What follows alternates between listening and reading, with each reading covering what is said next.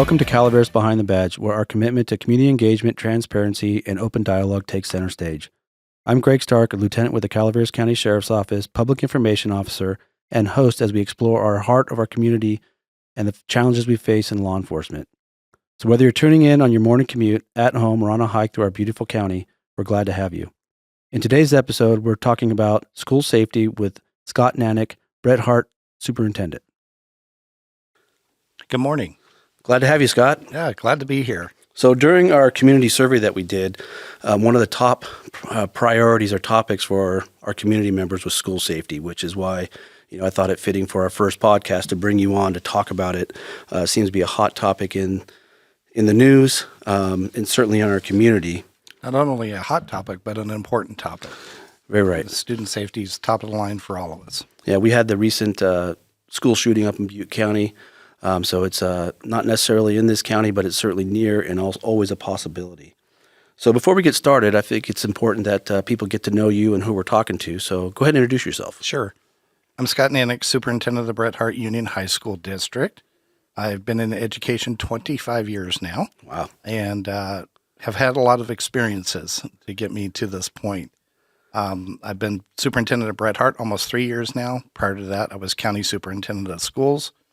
And heavily involved at the county level back when the REMS program started, the Regional Emergency Management System, and working with our schools to prepare for emergencies and catastrophic events. So I have my trainings for 101 and 200 for schools on incident command, and I'm always in this realm and looking for better ways to improve it. I can imagine the school safety when you first started has transformed to what it is today. It's kind of an ever-evolving process. Can you talk about how it originated or some of the early stages of it to what it is now? Well, Columbine really triggered it all, and it got us thinking about how we could do things better. At that time, that's when Bret Harte put up the fencing around the school to kind of slow the entrance process and make sure that people on campus had legitimate reasons to be there. But back in those original days when we used to put color-coded paper up in the windows to say the status of the classroom and how safe it was or what was going on in that classroom, all went out the window. So it's good because we're always evolving. We're always asking a question, how can we do this better? How can we be better prepared? And what we can do with students to ensure their safety. Yeah, Columbine certainly was a tipping point for school safety. I can remember back when I was younger, the earliest incident I can remember is Patrick Purdy when he went to the school in Stockton. That was kind of the forefront. And we're not going to get into the topic of why there's an increase, but there is an increase in school shootings, and the need for public safety or school safety is what we're talking about today. So what is the superintendent's responsibilities, duties, role? What do they do?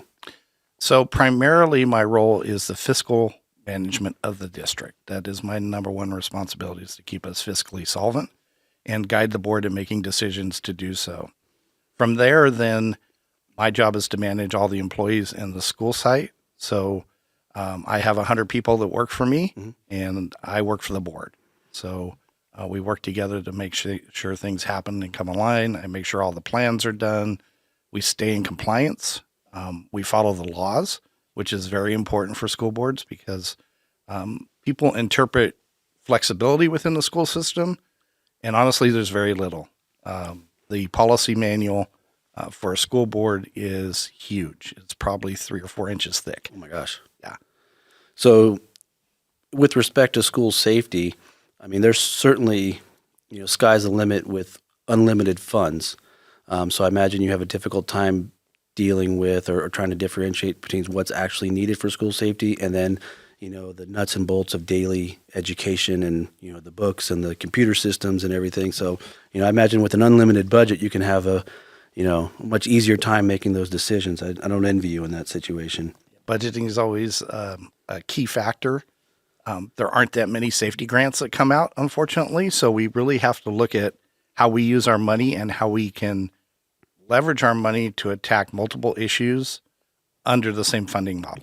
If I'm not mistaken, those grants are pretty competitive. They are very competitive. So it goes with types of incident at your schools. So the most severe schools, the most schools with the most incidents would probably fare better. And it's kind of a blessing and a curse that you don't get those because Bret Harte's pretty safe school. Correct. So, so can you share any success stories that you've had or cases that had a significant impact on your career?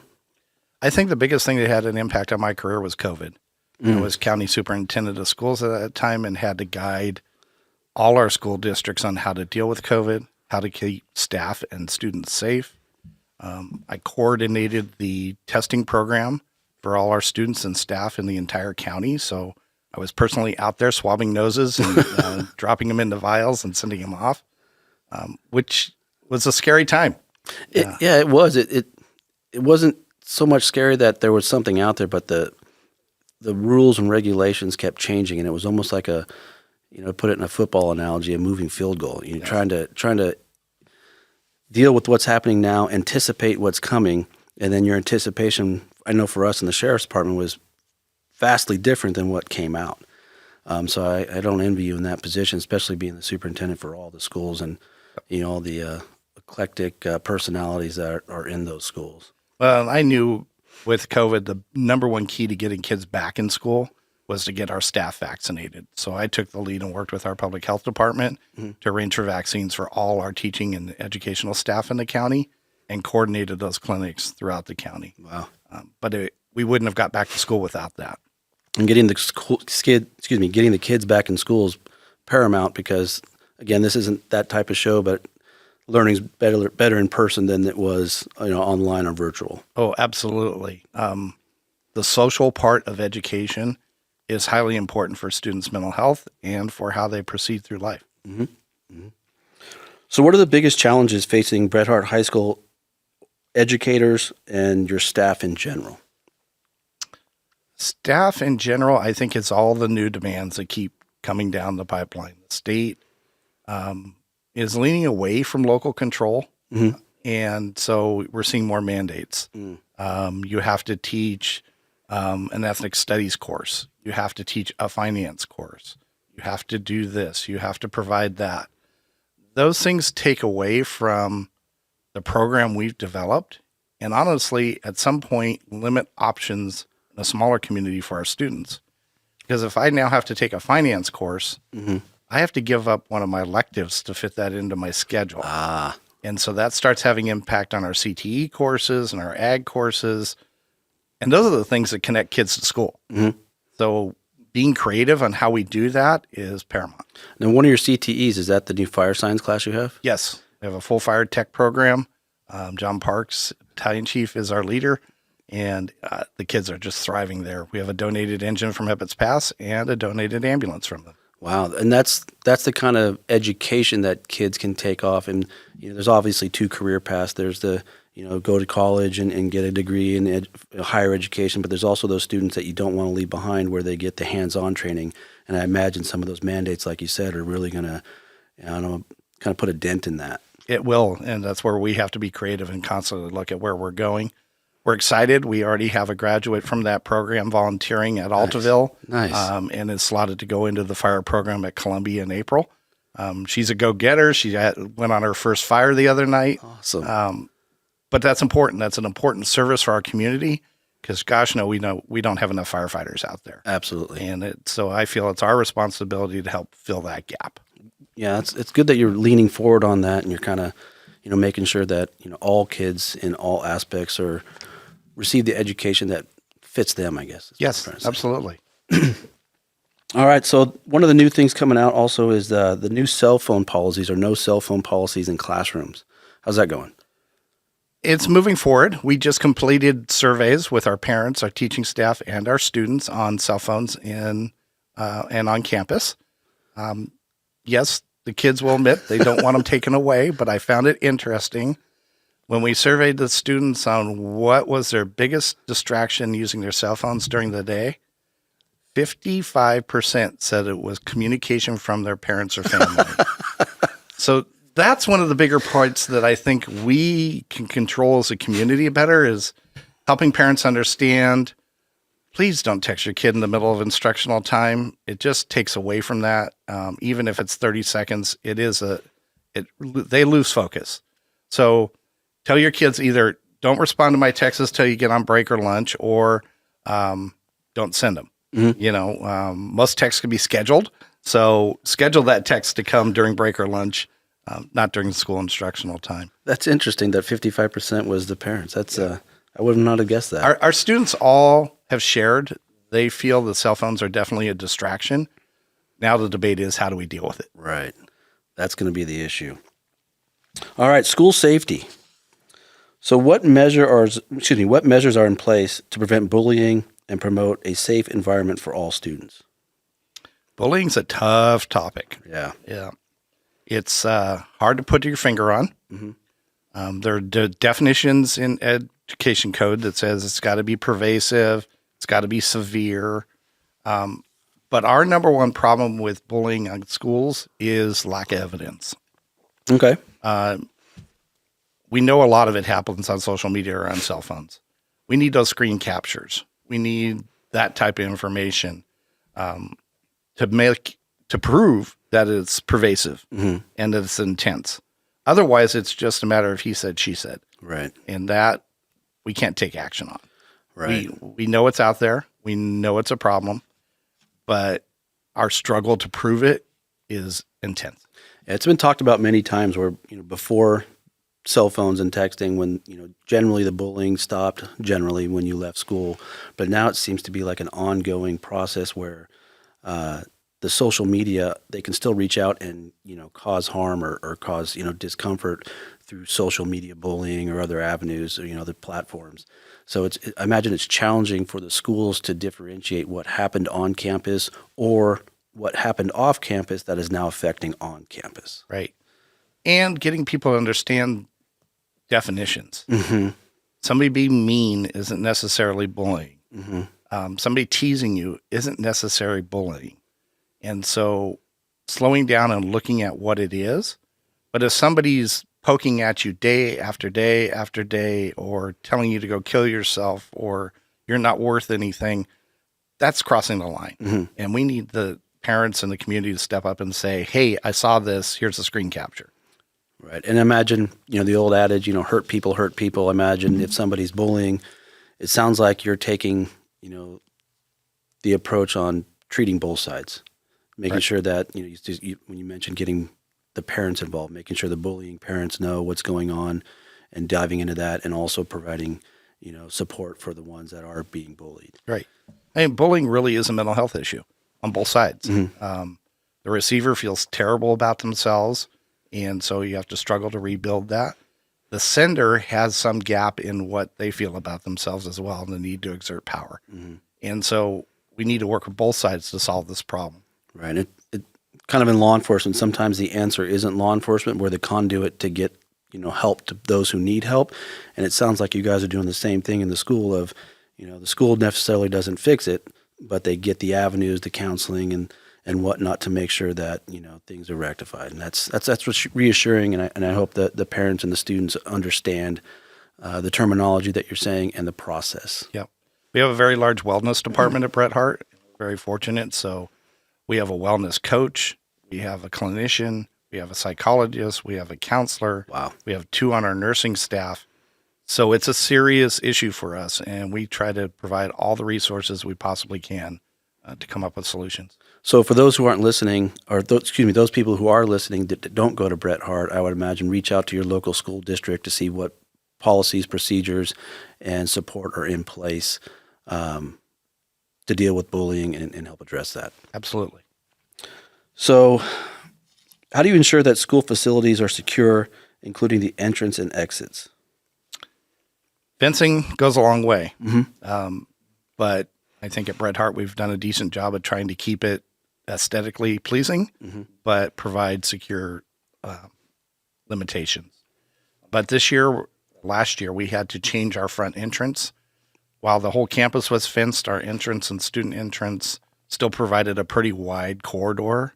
And we were having some adults show up on campus that we didn't know, that weren't following procedures, but we didn't limit that. So we put in a pathway to ensure they check in at the office and they can't get onto campus now unless they're buzzed through a gate, to really limit that and control that. So what I would imagine with all your controls in place, so if you have the fence and and I'm sure you tell the parents how to check in and check out. So if you do see an adult on campus that didn't go through the process, that's, an additional kind of heighten your awareness of they didn't go through the proper process. So what are their reasons for being here? Absolutely. We are, all our visitors have name badges, or should. So if somebody doesn't, we're asking. All our staff have ID badges they should be wearing.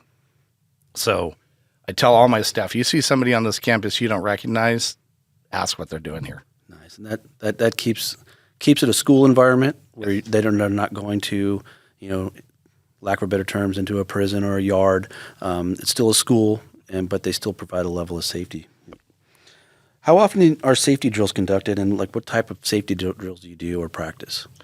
We do 3 to 4 a year as a high school. The education code only requires us to do 2, but we do more to help ensure, and we treat our drills more as a catch-all drill. Okay. We cover fire under those drills. We cover evacuations under those drills. Today's world, we don't do a lot of shelter-in-place type things unless it's like an animal on campus. Okay. But that really doesn't happen with a fenced facility. Every once in a while, somebody's friendly dog shows up, but we're not getting mountain lions or bears or that type of thing on campus. But I know other schools in our county do. So our drills are teaching our kids to listen to the clues, follow instructions. We use technology heavily to communicate during those times and kind of guide the process. Mm-hmm. And we guide students and staff what actions to take according to what's going on. Okay. So it's not a cookie cutter. When you leave the classroom, you go here for this drill. It's this drill, you go there. It's more of a, not open to interpretation, but you can react to the exact threat. Correct. Nice. So you mentioned technology. What role does technology play in enhancing school safety? You have cameras or whatnot on school? Yep. Cameras, we have about 35 cameras on campus. Oh, wow. So our campus is well covered. We're constantly upgrading those systems and making sure they're state-of-the-art. But on top of that, camera footage is kind of after the fact. Mm-hmm. But in the middle of an incident, so we have a program called Informacast. So we can broadcast out messages through our PA system and send visual alerts to our monitors, to our staff's computers. Oh, wow. That tell, so all the staff have active boards in front of the room. It'll tell them fire alarm or evacuate. It'll say hold in place until further instructions. Shelter in place. It'll actually put up visual signs. One of the things we found is when fire alarms go off on school campuses, you can't hear yourself think. That's very true. So coming up with other ways to communicate visually that people don't have to hear something necessarily, but can see it is crucial. So it comes across all our food service monitors, anywhere we can have a visual display, a few lights here and there, horns that project out to the ag barns and the fields to alert people that something's up. Wow, that's interesting to have that, a school up in the gold country have that type of technology. And I know during incidents, specifically emergency incidents, accurate information is key. And the ability to get that out instantaneously to each classroom with visual aids, I would imagine it reduces the stress and it reduces, anxiety that would be associated with just a random, like you said, a blaring alarm going off. So that's very interesting you guys have that. You mentioned the app that sends out that information. Can you talk about the WhatsApp that was developed not too long ago? Not the WhatsApp that was developed, but the group that was developed not too long ago? So we're super thankful for our relationship with our first responders and emergency services and sheriff's department in the county. And the WhatsApp allows us to quickly communicate as administrators with the sheriff's department on what's going on. The recent incident in the canyon, we immediately get a message, this is going on, this is the impact on the schools, here's what we'd like you to do. It makes it easy for us to all communicate, be on the same page, and support each other as needed. Yeah, so if there's an incident happening, you know that it's not impacting any school, or it is, Right. and what actions to take or not take, and that can be done, at the onset of an incident. Very cool. Much quicker than social media, which is normally where we hear it next. Right. And if you read it on social media, it's got to be true. So getting, like we talked about, that ongoing information, or the initial information and ongoing updates to what's actually happening, to help distribute that to your parents and students. Right. And I think parents, it's really helpful that they understand we will communicate with them as soon as possible. But our first responsibility is to the students and staff on that campus involved in an incident. So it may take us 30 minutes to an hour to get a message out to everybody of what's going on. Right.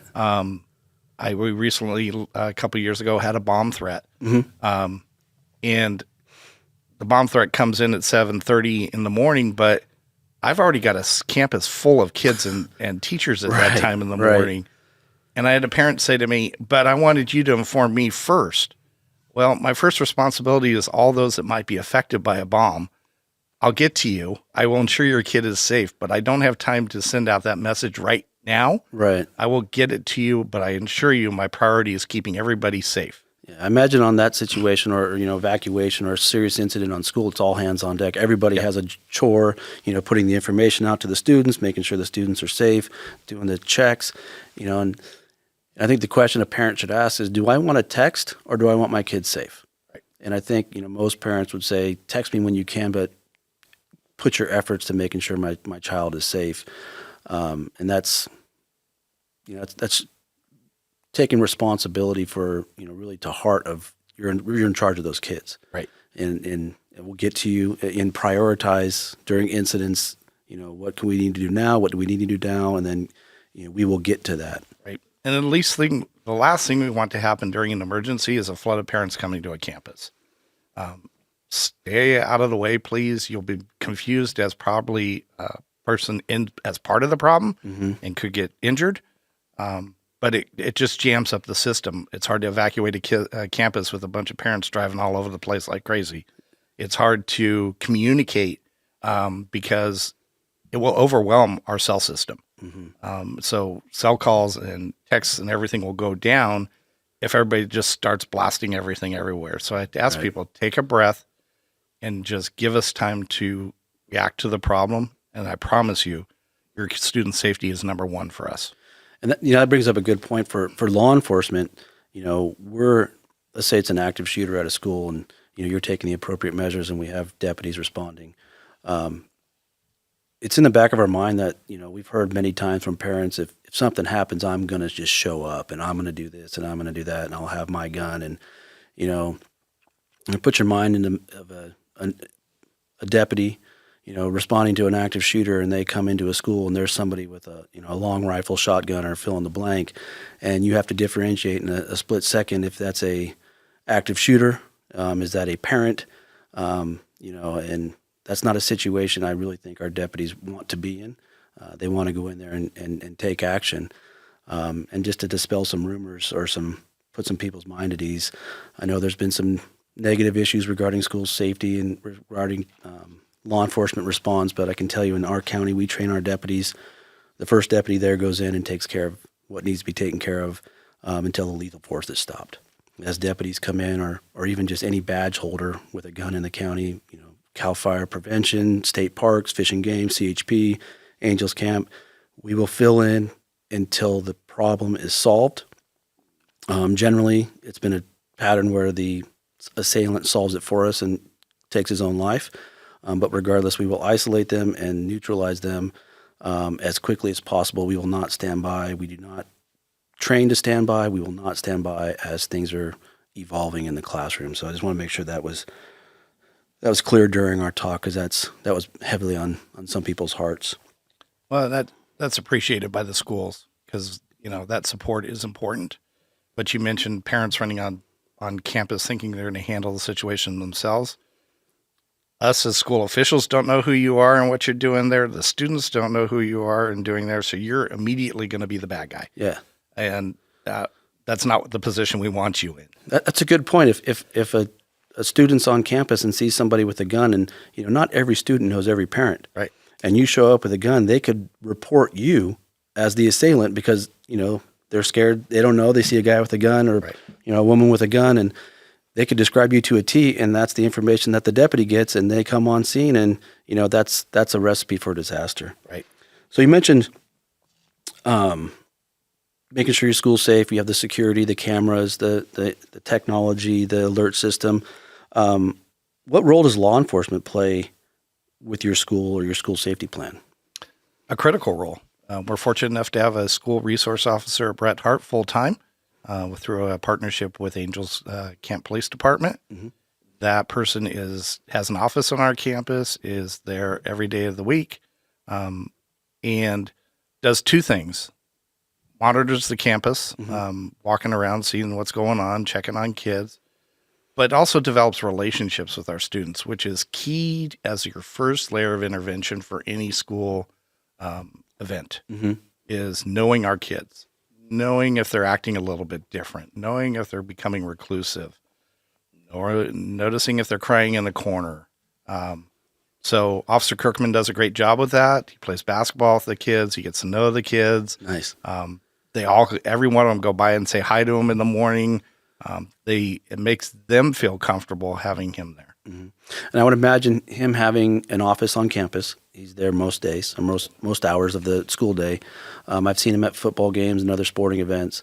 And you bring up a good point, that change in behavior. The precursors that we've noticed, that maybe a student who's generally, outgoing and gregarious and, making, bombastic proclamations about, just that outgoing kid, right?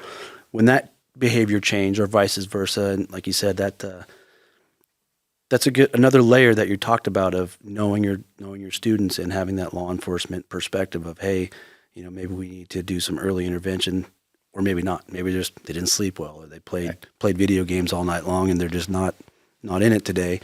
But just having that, that observation, a different set of eyes. Observation and conversation. When I see students on campus, kind of being loners or standing off by themselves, I always go up and talk with them and say, "Hey, how are things going? How's school going? What's going on at home?" Just get a feel for this kid. Is it somebody that's having a real struggle, or they just need some quiet time? Right. And teenagers sometimes need quiet time. Right. And that's good that you guys can give that individual touch or individual approach to your students. That goes a long way. Just to go back a little bit, we talked about what happens during a evacuation drill or safety drill. You mentioned like a lockdown. Can you go over the common terms that most schools are using regarding lockdowns, or would you say shelter in place, something to that effect? Exactly. So Calaveras County-wide, we adopted a set of protocol terms that we use at all our school sites, and we use with law enforcement, fire, and everybody else. It makes it easier for us to all interpret what's going on. Okay. So that we can respond appropriately. So we use terms like hold, which means just stay inside. Don't go to passing period. Just stay in your room. We'll let you know what to do from there. We use a term like secure, which means get inside and lock the doors. So all our doors have lock blocks on them. So they're always locked. So the teacher just has to slide a block from inside, pull the door shut. It's latched. Nice. A lockdown, a little bit more intense than a secure. Turn off the lights, lock the doors, kind of get out of sight. Not sure what's going on at that point. Evacuate, get out of here. Best you can, fast as you can, get off this campus. And then shelter, which is more of a hazard issue. There might be a chemical spill or something like that would cause us to just shelter and hold until we get a clear from the fire department or whatever else. So those are the primary keys, but multiple of these could be used at the same time. Okay. So we may go into a lockdown initially and then go to an evacuation. And so we tell our teachers constantly, you're responsible for your classroom. We trust your judgment. If we have an active shooter on campus, but they're on the other side of campus and you can get your kids off campus safely, get out of here. Make that determination. So we really teach our students, I want you to listen to your teacher. Right. They're going to know what's going on to the best of our ability and to follow their lead. Their job is to keep you safe. So you have a tailored plan with tailored messages, canned, if you will. Right. So one side of the school could be doing something, shelter in place, lockdown. the information shared, like you mentioned earlier on the boards, Right. while the other side of the school can get out and go to safety. And when they do evacuate, do you have predetermined rally spots? Kind of, but not really. Okay. So we flex those because if it's a shooter incident and they're a student, they're going to know where those are. So we kind of use things depending on what it is, and we try to guide directions through our announcements. But we have an internal app with our staff that we can push out messaging to staff without putting it out in a public broadcast. Okay. So I don't have to announce to the whole school, we want you to go here. Right. I can send that out to the teachers, and then they can take it from there. Okay. So imagine if it's a assailant and it's a student, they're going to know where those predetermined rally points are. Yep. So again, using the right tools or the right evacuation policy, or having a policy that's flexible enough to fit, if you have the guiding principles of your policy, like you said, you're in charge of the kids, make the best decision with the information you have. You can make a plan that fits the situation that you have on hand, because you could sit down for hours and write hundreds of pages on if this, if that, and still not cover everything. And implementing that would be a nightmare. So it's got to be simple, it's got to be understood, and it's got to be able to obtain. And so we try to do that all the time. But we use multiple sites for any of our things. So we never send the kids all to one place. We disperse, making it harder for anybody to kind of pre-plan what to do. Okay, so we've talked a little bit about the precautions you take. We've talked about during the incident how to get that information out. What the students are expected to do, the teachers are expected to do, the messaging, eventually messaging to parents after. So we've had an event, fire, whatever it may be. We'll just call it the event. What now? It's going to depend on the event. So reunification with families is always a key factor here, but that's going to look different under a fire drill and an actual fire on campus than an active shooter on campus. So parents need to stay tuned and listen, because we will guide them on where that reunification piece is. I mean, there are models where we evacuate or take all the kids to the fairgrounds to do reunification because it's a horrific event or it's a dangerous still site, Right. And do things in a safer manner.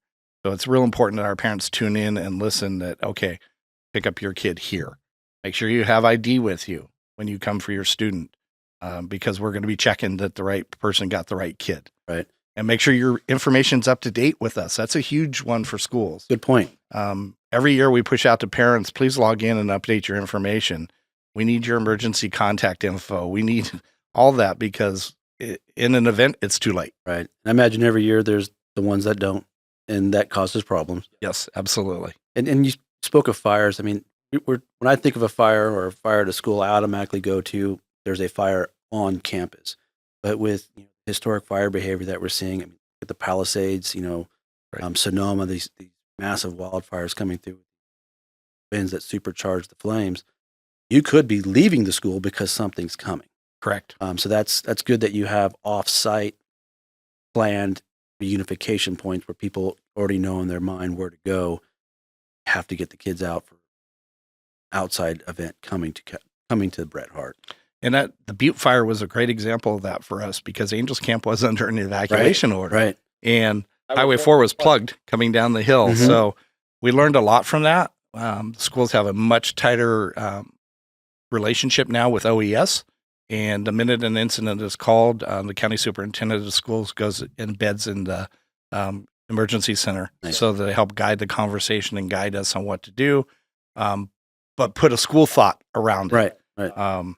Because we may need to take kids to another location to keep them safe, and that happens quickly. And I imagine once the kids are safe, putting a school thought to it, letting the Office of Emergency Services know what resources you can provide. Hey, now are we just bus the kids over here? We have buses to do this. We have teachers to do that, and that just aids to the whole county coming together during an emergency. Yeah, one of the things I think our county doesn't think through all the way is some of our minor events, like, we lost power for 4 hours. Well, we're not going to cancel school and bus kids home with no parents there. Right. That's just not a solution. So we hunker down and make it work and get through the school day and try to stick to a regular schedule as much as possible. During the Butte fire, it was, no, we can't take these kids home. We'd be taking them right into evacuation areas that their parents have already left. So really slowing down and thinking about how do we do this the best way. You bring up a good point. When I originally thought of this podcast of school safety, I had this, in my mind, I had a massive school event going on, but you're dealing with a lot of little incidents every day, a school fight or kids roughing it up a little bit, that also is a emergency incident on school property where some of these policies play in. And taking it from, once you mentioned before, the colored paper in the window, learning from Columbine, learning from the Butte fire, where are there any plans for future improvement or updates to the safety plan? Always. Nice. So every year schools are required to update their safety plan in conjunction with law enforcement, fire service, OES. So we sit down, meet with all of them. Here's our plan. Here's our ideas. And we provide an updated plan every year. Now, that plan's not public. Gotcha. There are sections of it that are, but it does cover maps and routes and all those kind of things. But it makes us sit down and think about all the new things that have to happen. Making sure that we're dealing with our special populations that may be not mobile, and how do we evacuate them, or how do we help them, support them through an incident? Those are all critical things that have to happen. Some of the new stuff coming down the line has been cardiac arrests on campus. And how do you do that? Where are your AEDs or fentanyl? Where's your Narcan? We all have them on campus. Where are they located? Who knows where they are? How fast can you get to them? Right. Or simple things like an EpiPen. Right. You figure, 15 years ago, we didn't even know what Narcan was. Right. So we didn't really conceive of having the external defibrillators on campus. And it's interesting to see that as technology progresses, as tactics progress, we can constantly massage the school safety plans to ensure that provide a contemporary safety plan to keep students as safe as possible with the most relevant information. Yes. So we talked about students, teachers. What can the community do to help with school safety? Number one, you hear something, you see something, please reach out to us and tell us. Send us a screen capture. Tell us you heard this, more than one kid saying that. Any of that information is critical. At Bret Harte High School, you can leave messages on our main numbers, but we also have an app called Stop It, which is an anonymous tip line. And you can access that through our website. So a community member could go on and report something, send us a screen capture, and then we'll take it from there. But if it's urgent, keep calling, please. I mean, schools are busy and they're constantly going on, but just keep calling us. Or if you can't get a hold of us and it's that level, call 911. Absolutely. And let them know so that we can immediately start our interventions. So when you get those threats, just to let some of the listeners know, if you get a threat or potential threat, oftentimes you communicate right with your SRO, Deputy Officer Kirkman, who reaches out to us. You're in contact with local, state, and federal agencies on a regular basis. We communicate with them, and we get general updates of what's going on through the Central California Intelligence Center, the 24-hour monitoring system, where they monitor threats and they vet them. So I'd much rather have 10 people tell me about something that's a general hoax that's been coming over from New Hampshire, and the state tracking center has been tracking that for a while to say, yeah, everything's okay, to have everybody kind of do somebody's going to report that. They have to know about it. And I always use the volleyball analogy. Played volleyball. Yeah. And I are running up to the ball, and we both stop and the ball drops in front of us. Making sure that there's a definite pass off. Here's the information, have it, take care of this. Or law enforcement can brief back and say, yes, this has been vetted, it's not credible, or we need to take affirmative action or immediate action right now. And convincing our students of that is always a challenge. But beginning of the year, we had an incident similar to that happen. And what became obvious is that many kids were sharing that information amongst themselves. None of them told an adult. And And that's that's our worst possible scenario, because if the adults don't get involved, we can't take action. right. There's, like we talked about earlier in the podcast, the precursors of the change in behavior or things of that nature, or obviously change in attitudes. The precursors that are missed, a lot of times you said is kids like, oh yeah, here's the screenshot and we knew all about it. And they just, for whatever reason, chose to share it, just not chose to share it with. Right. And that's important. That's where we come in as schools, is they've got to trust us, and know they could give us things, and they're not going to get thrown under the bus, or they're not going to have consequences. Safety for everybody comes first, and then we can move from there. That's a big concern of, kids. The social aspect that we talked about is, want to be that social interaction, but not the outcast. And mentioned earlier before in our talks before the podcast, you guys have an app or an anonymous app that they could use, a Stop It app? The Stop It app. Yeah, I mentioned that a little bit. There is a link directly on our website. Okay, perfect. Or the students all have access to an app they can use. So we try to make it easy for people to report things. So general community members can use that app also? Absolutely. Doesn't have to be a student? Yep. Just go onto our website, and it puts you right into the system to enter a report. And then that gets pushed out to us immediately. Nice. So it sounds like we covered a pretty comprehensive view of school safety, specifically school safety at Bret Harte. Anything else you'd like to add or just kind of reiterate to the listeners? We all work on this as a team, and we're fortunate in Calaveras County to have a strong team that works together. Having access to people that need to know information, direct access to the sheriff, to the chief of police, to chiefs of fire, are critical to making schools work and function smoothly. So I want to thank everybody for providing that access and the partnership that we have together. Well, thank you very much, and thank you for being on the podcast. I'm sure we'll update this as you update your school safety. Thank you again, Scott. Thank you. Thank you for tuning in today's podcast of Calaveras Behind the Badge. We appreciate your engagement and hope you found the information valuable. Remember, your feedback and topic suggestions are always welcome as we strive to address the issues that matter most to our community. Stay safe, and we look forward to connecting with you in the soon.